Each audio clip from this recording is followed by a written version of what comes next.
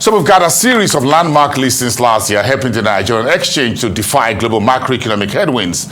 At a virtual market briefing held today, the NGX pointed to the listings of Boa Foods PLC, Gerego Power and Access Core as part of the key achievements of year 2022 on the equity side.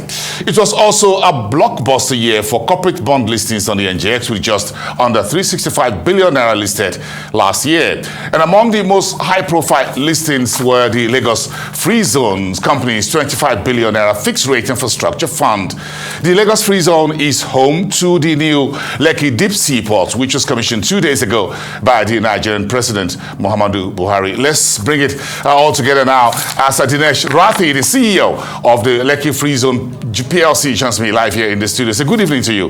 Great to have you. Good evening. Thank you very much for coming. And looking into the broader market and the economic mix is Jude Chiemeka. Jude is the divisional head capital markets at the Nigerian Exchange, and he joins us virtually. A warm welcome to the program. Thank you, gentlemen, Jude and Dinesh. Dinesh, let me start with you as far as the Lekki Free Zone is concerned. Tell me about the role of Toleram's group in the new Lekki project and how it was achieved. So Toleram was the prime mover behind the concept to commissioning of Lekki Deep Sea Port project. So although we have been in this country for more than 45 years, but this project was conceived around 15 years back. And we got the concession to develop the Deep Sea Port project in 2011. And since then, Toleram has been trying its best to create a bankable project, bringing on all the other shareholders together, the China Harbour and Engineering Company, the Lagos State Government, and Nigeria Ports Authority. And also we were involved in the entire fundraising process, the capital and the debt raising process for completing this entire project. And the journey has been long and arduous, but we have been able to deliver this on time and within budget. But again, do you think if you look at this project, what's the relationship between the Lagos Free Zone and the Lekki Deep Sea Port? Folks want to understand if you folks are kind of cousins somehow. So Lagos Free Zone is spread over 850 hectares of land. It's a special economic zone located in the Ibeju-Lekki axis. Yes. And it is home to Lekki Deep Sea Port. So Lekki Deep Sea Port is 90 hectares of the 850 hectares of the entire land parcel. Apart from that, there is a three-way relationship which we share with Lekki Deep Sea Port. We are the landlord to the port, we are the zone operator as part of the port being part of the zone, and also Toleram holds its shareholding in the port business through Lagos Free Zone. So that's how we have a three-way relationship. It's a three-way relationship. Absolutely. And again, you were at the stock exchange last September. I remember that very well. So I'm going to ask Jude Chiemeka, who's still on the... Jude, it's good to see you. I'm sure you remember Dinesh very well. I'm sure you folks were doing the closing gong together just around a couple of months ago. So talk to me about some of the big offerings or listings that we had last year, and the Lagos Free Zone being one of it that the stock exchange, the NGX, mentioned today at your market briefing.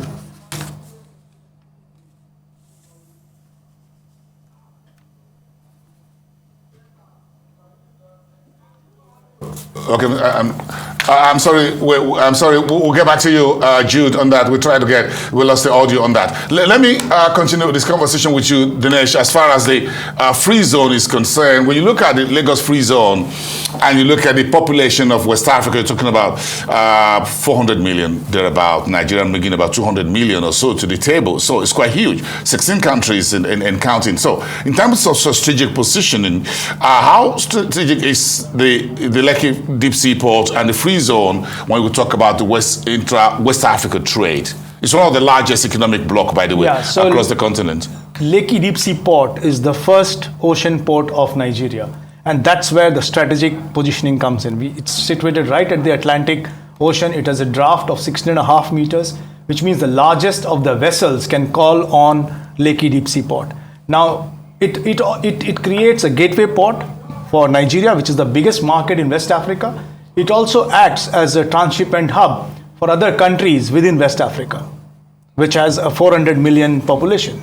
So overall, I think Lekki Deep Sea Port opens up a plethora of opportunities for not only for Nigeria, but for the entire West African market. It brings in down the cost of the logistics and helps to bring in competitive advantage to all the operators in the West African region. So how does the Lekki deep sea port work alongside other seaports in Lagos, like the Apapa port has been existing for so many years and decades? So I think the Lekki deep sea port is a game changer. It has a draft of 16.5 meters, which means the largest of the vessels can ply and call on it. Apapa, for example, has a capacity of calling in 4,000 to 5,000 TEUs, which is the containers of ships, whereas Lekki port can bring in 15,000 containers kind of ships, which means the average cost per container will go down, which brings in the competitive advantage to the business operators. That's one. The other big difference is Lekki deep sea port is fully integrated into a Lagos free zone, which is a special economic zone embedded with world-class infrastructure. Now the zone and the port ecosystem can play its own role to create the kind of industrial leapfrogging which is needed for Nigeria. 25 billion was what you were at the stock exchange for last year with the rest of your team at Lekki Free Zone. So I'm going to ask Jude. Jude, I'm happy we got you back now. Jude, I was just asking about some of the big listings you got last year, and Dinesh is right here with me chatting to. He was part of those who, the shining boys of 2022 as far as the NGX is concerned. Talk to me about last year on the equity side, and as far as others who brought special funds to the market, such as infrastructure, such as what Dinesh did with the Lekki Free Zone and his team. Thank you, Bosin, and hi, Dinesh. Good to see you. Good to see you too. Just based on what happened last year, we did see a lot of new listings from key companies that we think are significant players in the market.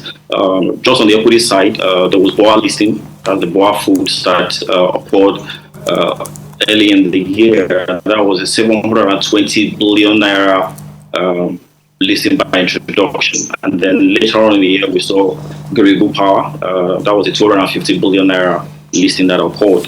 Obviously, that drove the market cap from 22.29 in 2021 to 27.92 in 2022.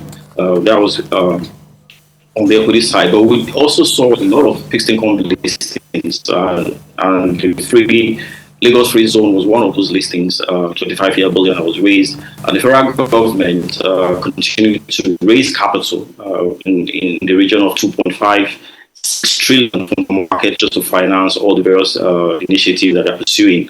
We did also see the listing of Dangote, 303 billion naira of bonds that were raised in the market. So all of that gave the fixed income market a significant boost, both in the capitalization as well as also the value of trades that were done. On the equity side, we did see significant trades go up 27% from 916 billion in 2021 to 1.6 trillion in 2022. So all of that gave the market a positive outcome. The market was up 20%, which is really an outlier compared to other markets with the fear of recession. But our market held steady, and there were other considerations to those to look at in terms of the attractive dividend yield, which was really significantly up across the board. Corporate earnings recovered from the COVID related issues, as well as domestic sentiment. The market last year did see a different aggregation in terms of the investor profile. Typically, it's a 50-50 international, domestic, but last year the market closed at 40% international and 86% domestic. So there was increased sentiment from the domestic investors to just take advantage, as the treasury bills and obviously some of the fixed income yields were not sufficient to abate the rising inflation that we did see happen last year. Interesting, Jude. Thanks so much for bringing us up to speed on that. What happened last year? I'm going to ask you a few questions about what you have on the plates, your playbook for this year. But again, let me ask the next year, 25 billion. That was the part of the video footage we're watching over there at the exchange, and I'm asking, are you coming back to the market anytime soon? Are you looking for another 25 billion? Or you don't want to do 250 billion naira? How big is it going to get? Yeah, so we do have our plans clearly laid out for 2023. We have filed it with SEC, and I think we will get the approval. So that's the Series 3 of the bond program, because we are continuing to invest in our free zone to develop world-class infrastructure and facilities. And as part of that, there is the capital raise which will be needed. So, and on the back of the port getting operational, I think there is a much heightened need for us to put more efforts to develop the infrastructure in the free zone to cater to the demand which is emerging.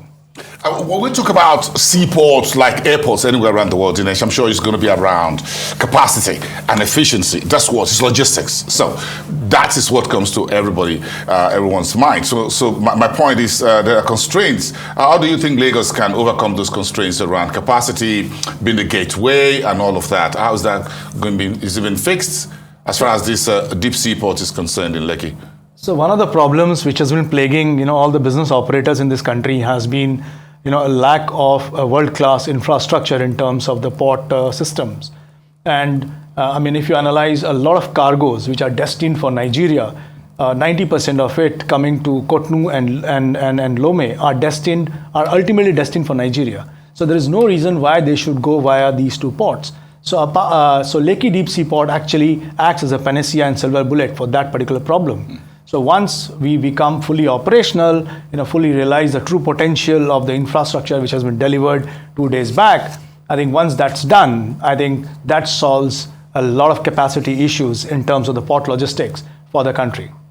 I'm looking at what you call the spin-off or value creation with the Lekki Free Zone and the Lekki Deep Sea Port there. What does it bring to other developers and other investors who want to get in on this very huge infrastructure logistic that is going on in the Lagos backwaters, as it were? So the Lagos Free Zone comes fully built in with embedded infrastructure. It comes with clear land, fully secured land. We have got built-in warehouses, standard factories, support services in terms of power, gas. We have got support services in terms of the shared services in terms of police station, fire station, and all kind of emergency facilities. So, and then we have got ease of doing business via a single window clearance. So all of that combined with the proximity to a logistics hub like Lekki Port creates an ease of doing business and brings in the global competitiveness which is required for an operator in Nigeria. So the ultimate ambition is to pivot LFZ, the Lagos Free Zone, and the Lekki Port combination as the hub for doing business not only in Nigeria, not only in Lagos, in Nigeria, but I think for whole of Africa. Post the Continental Free Trade Agreement comes line. How much are you asking the SEC to approve for you in the next round? I think in this round, we are coming up with another 25 billion. So we expect that once that is done, we will come up with our Series 3 of the bond raise. Okay, great. We're going to talk a bit more about that Dinesh, just a second. Let me get back to Jude. Jude, let's talk about 2023 outlook. It's an election year. It's a transition year around the middle of the year. So how much of what the exchange will be doing will be supporting the new government in terms of how the government can leverage the capital markets on the equity side, on the debt side, to get infrastructure, to move, to improve revenue and things of that sort. Talk to me a minute on that. Thank you. As you know, the capital market is really the platform where long-term financing can be raised. And the NGX is one of those leading platforms that can help. And we have and will continue to help states, governments, as well as corporates to raise capital. Last year alone, 5.5 trillion were raised through the NGX just to facilitate all the corporate strategies, both on the fixed income side as well as on the equity side. So the NGX is really positioned to help the government that will come to power to utilize the platform of the capital market to finance all the various initiatives that they will look to finance. But it's important to just state that obviously NGX is not really affiliated to any party, but whoever wins the election, some considerations to bear in mind. Really, security, that's key because it's not. I'm sorry, Jude. That's quite a bit of very patchy audio there. The connection this evening a little bit unfriendly. Thank you so much, Jude Chiemeka, Divisional Head in charge of capital markets at the Nigerian Exchange. Let's hang it in there for a few seconds and let's see how the tech team worked out back and talk to Dinesh. Dinesh, so you're talking about Series 3 and what have you. You raising funds. Who else is raising funds within the Lagos Free Zone?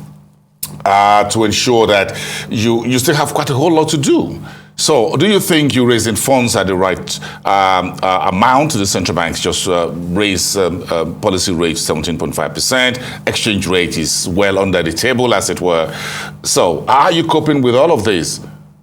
So we have been active, in terms of our debt raise over the last 1.5 years, and we have raised it at a very attractive rate, locked in for a long tenor of 20 years. I think that really helps to average out our cost of financing and bring down the overall capital cost to an acceptable level for infrastructure project of long duration and the long gestation which we have. There are reports about how much jobs the new Lekki deep seaport will create and what the Lagos Free Zone will bring to the table. So I'm concerned as we begin to wrap up this conversation around job creation and the social impact, broader economic impact of this particular project. So in terms of the jobs which will get created, we are looking at 150,000 jobs over the next 10 to 15 years. And this will have a huge macroeconomic spin-off in terms of the duties which will emanate to the Nigerian government, and there will be a lot more downstream benefit because of the port. There will be much more economic activity which will happen centered in and around that axis, and that will really help the government in terms of increased taxes. So overall, I think we had given this work with Accenture long back, and they had computed that over the life of the concession of the port, the total amount accrues to about $360 billion in terms of economic tangible benefits. Over and above that, there will be in the medium term, there will be an immediate impact on the national GDP. So overall, I think the port has a huge social and macroeconomic benefit to the country. Interesting having you on the show tonight, Dinesh. You're the landlord for the Lekki Deep Seaport, so I'm sure you've got one major project down there done. What about our roads? Lagos is known to be heavily congested, vehicular speaking. So having a deep seaport down there, what does it do to Lagos vehicular now? Yeah, so I think in terms of the roads, somehow the development has been much more than the road capacity which has been put together. Having said that, there has been a lot of efforts put in by Lagos State government to create a 6-lane expressway right from Eleko Junction right up to Ijebuode. So that has been done. That's gone live and commissioned. Then the current coastal road on which the Lekki Deep Seaport is situated, that is being made into a 2-lane and ultimately into a 3-lane on each side. So that will be a 4-lane to 6-lane kind of an expressway. Apart from that, we are already working with the Lagos State government and other agencies to create another road network which can work as parallel to the current coastal road. So overall, there is a lot of impetus given to the road network which is going on. And in the interim, we are also looking at barging solutions to carry out cargo to other parts of Lagos. And to other parts of Nigeria as well. Okay, so that will resolve that vehicle around traffic around that corridor. Thank you so much. Let's have this handshake. Thank you. You're the man with the $1.5 billion deep seaport. So I got to have that handshake. Thank you. Have a great evening and congratulations. Thanks. Wish you all the best. And we thank you so much. Also, Jude Chiemeka, Divisional Head Capital Markets at the Nigerian Exchange. Thank you so much, everyone, for watching the show tonight.